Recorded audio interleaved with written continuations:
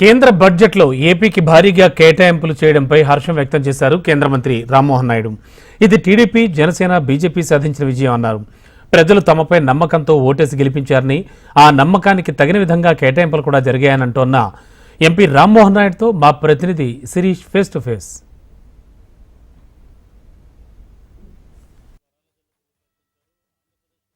కేటాయింపులు కూడా జరిగింది సార్. మొత్తం మీద కూడా ఇది టీడీపీ, తెలుగుదేశం పార్టీ సాధించిన విజయంగా చెప్పొచ్చు. ఎస్, ఖచ్చితంగా ఇది తెలుగుదేశం, జనసేన, బీజేపీ ముగ్గురు కూడా ఏదైతే ప్రజలకు హామీలు ఇచ్చామో ఆ హామీలు అమలు చేసుకోవాలి అనేటటువంటి కర్తవ్యం ఈరోజు ఎన్డీఏలో కూడా కనబడిందని నేను అనుకుంటున్నాను. ఎందుకనంటే ప్రజలు అంత పెద్ద ఎత్తున ఓట్లేశారు, మమ్మల్ని నమ్మారు.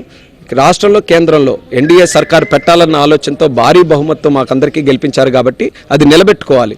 ఆ నిలబెట్టుకునే క్రమంలోనే 60 రోజుల్లో వచ్చినటువంటి బడ్జెట్లో చాలా కేటాయింపులు ఆంధ్రప్రదేశ్ రాష్ట్రంలో చేసినందుకు ఇది ఖచ్చితంగా ఒక ఫస్ట్ విక్టరీ కింద మేము అనుకుంటాం. రాజకీయంగా మీపై చేసిన విమర్శలకు ఏం సమాధానం చెప్పారు? ఏం విమర్శలు చేశారు అంటే ప్రత్యేక హోదా తేలేదని, లేకపోతే ఇంకా విభజన హామీలను గతంలో సాధించలేదని చేశారు.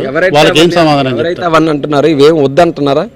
ఇన్ని విజయాలు మేము సాధించుకున్నాం. గతంలో ఎవరైతే మాట్లాడినారో 5 సంవత్సరాలు ఎక్కడ ఒక్క మాట మాట్లాడలేదు, కేంద్ర ప్రభుత్వానికి నిలదీసింది లేదు, ₹1 రాష్ట్రానికి తెచ్చింది లేదు. కానీ చెప్పుకోవడానికి మాత్రం 22 మంది ఎంపీలు ఉన్నారు, లేకపోతే ఇంతమంది బలగం మాకుంది, మేము ఎంత పోరాట యోధులు, మేము ఎంత చేశామన్న వాళ్ళు ₹1 తెచ్చుకోలేకపోయారు. ఈరోజు మేము ప్రజల తాలూకా మనోభావాలు తెలుసుకొని వాళ్ళకి ఏదైతే ఇంపార్టెంట్ ఉన్నాయో, మన ప్రాంతంలో ఏవేవైతే చేయాలో, జగన్ చేసిన విధ్వంసం ఏదైతే ఉందో దాని నుంచి బయటికి ఎలాగ రావాలో ఇవన్నీ కూడా చూసుకొని ప్రయారిటీ సెక్టర్స్ కొన్ని పెట్టుకున్నాం. క్యాపిటల్ పెట్టుకున్నాం, దానికి నిధులు కేటాయించుకున్నాం. పోలవరం పెట్టుకున్నాం, దాని మీద సమాధానం పొందాం. వెనుకబడినటువంటి జిల్లాల మీద క్లారిటీ రావాలనుకున్నాం, దాని గురించి కూడా చెప్పారు.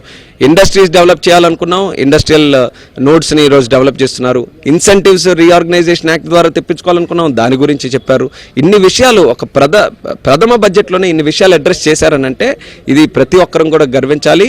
వాళ్ళు ఏ స్థాయిలో గతంలో కానీ చక్కగా రాష్ట్రం పట్ల ఒక అంకిత భావంతో పనిచేస్తుంటే ఎన్ని సాధించవచ్చో ఒకసారి గమనించండి. 22 మంది ఎంపీలతో చేయలేకపోయారనంటే వాళ్ళు సొంత కార్యక్రమాలకి పవర్ని ఏ రకంగా ఉపయోగించుకున్నారో ఒకసారి తెలుస్తుంది మనకి. కూటమి పార్టీల మధ్య ప్రజలు పెట్టుకున్న విశ్వాసానికి ఇది నిదర్శనం అని చెప్పొచ్చు ఫలితాలు.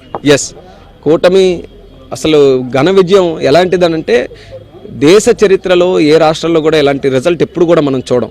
మరి అలాంటి రిజల్ట్ నాయకులుగా, ప్రజాప్రతినిధులుగా మాకు అందించిన తర్వాత ప్రజలు ఎక్స్పెక్టేషన్స్కి రీచ్ అయ్యే విధంగా మేము కూడా పనిచేయాలి. అందుకనే మేము గెలిచిన తర్వాత ఎక్కడ ఎటువంటి ఆర్భాటాలు లేవు, సెలబ్రేషన్స్ ఏమీ లేవు. ఇమీడియట్గా పనుల మీదే పడ్డాం, కేంద్రం దగ్గరికి వచ్చాం, కేంద్రంతో సంప్రదింపులు చేశాం. చంద్రబాబు నాయుడు గారు డైరెక్ట్గా ఇక్కడికి వచ్చి మంత్రులతో కలిశారు, ప్రధానమంత్రితో కలిశారు, 2 సార్లు కలిశారు, అందరితో చర్చించారు. బడ్జెట్లో ఏ పెట్టాలనేది చాలా డెప్త్గా డిస్కస్ చేశారు. ఇంత ప్రయత్నం ఈ తక్కువ కాలంలోనే చేశాం కాబట్టి అది ఈ రకమైనటువంటి ప్రతిఫలం ఇచ్చింది. ఆంధ్రప్రదేశ్కు కేటాయింపులు చేస్తున్న సమయంలో కాంగ్రెస్ పార్టీ కానీ, డిఎంకే లాంటి పార్టీలు కానీ, దేశంలో 2 పార్టీలే ఉన్నాయా, 2 రాష్ట్రాలే ఉన్నాయా, ఆ 2 రాష్ట్రాలకే కేటాయింపులు ఏ విధంగా జరుపుతారని చెప్పి క్వశ్చన్ చేశారు. దీన్ని ఎట్లా చూస్తారు? నాకు కూడా చాలా విడ్డూరంగా అనిపించేటటువంటి క్వశ్చన్. ఎందుకనంటే నిన్న కాక మొన్న కూడా ఇండియా అలయన్స్లో కానీ, కాంగ్రెస్ వాళ్ళు కానీ వాళ్ళందరూ కూడా తెలుగుదేశం అడగట్లేదు, ఆంధ్రాకి డబ్బులు వద్దా, అలయన్స్లో ఉంటే పొలిటికల్గానే సపోర్ట్ చేస్తారా, ఆంధ్రాకి నిధులు వచ్చే పరిస్థితి లేదా అని వాళ్ళందరూ అన్నారు. ఈరోజు డబ్బులు వచ్చాయి, నిధులు కేటాయించారు, ప్రాజెక్టులకు డబ్బులు ఇస్తామంటున్నారు. ఇస్తుంటే ఆంధ్రాకే అంతా వెళ్ళిపోతుందని అంటున్నారు. ఆంధ్రాకి డబ్బులు వద్దా? అదే ఇండియా అలయన్స్ వాళ్ళు బీహార్ కూడా వెనుకబడినటువంటి రాష్ట్రం, ఆ రాష్ట్రానికి నిధులు కావాలని వాళ్ళే అడిగారు. మరి అలాంటి సందర్భంలో ఇది ఇచ్చారు. చూస్తే విభజన చట్టంలోని హామీలను అమలుపరిచిన కాంగ్రెస్ పార్టీ కానీ, లేకపోతే విభజన చట్టంలోని హామీలకు సంబంధించి ఒక శాంటిటీ దేని పార్టీ కానీ ఈరోజు అబ్జెక్షన్ చేయడాన్ని ఎట్లా చూస్తారు? అది కూడా పొలిటికల్గా ఈరోజు ఎన్డీఏని బ్రేక్ చేయాలి, దేశంలో ఏదో ఒక రకమైనటువంటి క్రైసిస్ క్రియేట్ చేయాలన్న రీతిలోనే బడ్జెట్ని రాజకీయంగా అలా చూడాలని ఆలోచిస్తున్నారు. కానీ బడ్జెట్లో దేశానికి సంబంధించి చాలా అంశాలు ఉన్నాయి. సో ఇది మొత్తం మీద కూడా ఆంధ్రప్రదేశ్లో కూటమి పార్టీల మీద రాష్ట్ర ప్రజలు పెట్టుకున్న నమ్మకాన్ని వమ్ము చేయకుండా ఈసారి బడ్జెట్లో కేటాయింపులు కూడా జరిగాయి.